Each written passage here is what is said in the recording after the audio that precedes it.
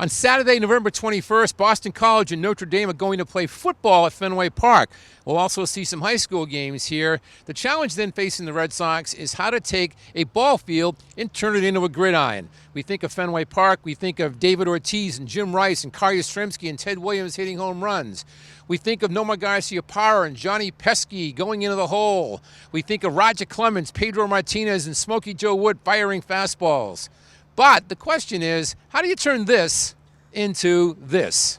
And the answer is, of course, you bring in Dave Mellor, head groundskeeper at Fenway Park. Actually, you're not a head groundskeeper. You have some fancy title, right? I think it's director of grounds. How about that? Joe Mooney was groundskeeper. You're like director of grounds. I love that. So how hard is it to take a baseball field and turn it into a gridiron on short notice? Well, one, we've planned for it, so that's been instrumental. Actually, it isn't short notice, Yeah. but turnover time from when the season ended. It's definitely a lot of attention to detail, teamwork, and great support from vendors. We've had several vendors from their sod farm, Tuckahoe Sod Farm, Sports Turf Specialties, landscape company, general landscape company with our crew, really working together. And we're able to prep the sod, take it out on Monday, get it all laid yesterday. All right, so we're standing in front of the third base dugout at Fenway Park. I am in the back end of what will be the end zone, and this is the first yard line. And now I used to go to Patriots games when I was a kid, and it was basically this dugout out to the bleachers. The difference was they set up bleachers, wooden bleachers in front of the Green Monster, which we didn't call the Green Monster in those days. There will be no bleachers here, I'm told, correct? Correct. That's my understanding. No bleachers. There'll be Notre Dame's band will be out there. And then there'll be a camera road for TV also behind the benches. I also noticed that if you look out here, the pitcher's mound, the infield, and home plate, it's all green.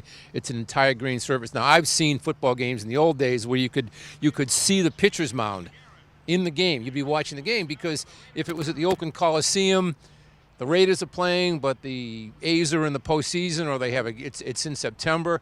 So I've seen games with the pitcher's mound visible on home plate.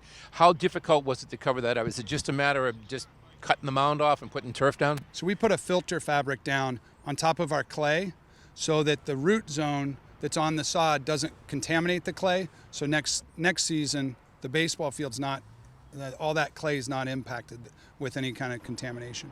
And as far as the seating goes, what's the best seat? The monster seats are going to be great seats, correct? I think there's going to be a lot of great views. There really is. And I think it's going to be a fun atmosphere, thinking how long football's been here. I think people will really have a good time. The most important question is, Dave Mellor is an Ohio State grad? Absolutely. Okay, so when do we get Ohio State BC here?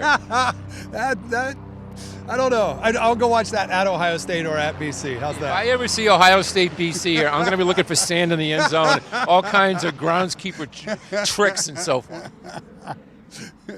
We'll see. I'll take that as a yes.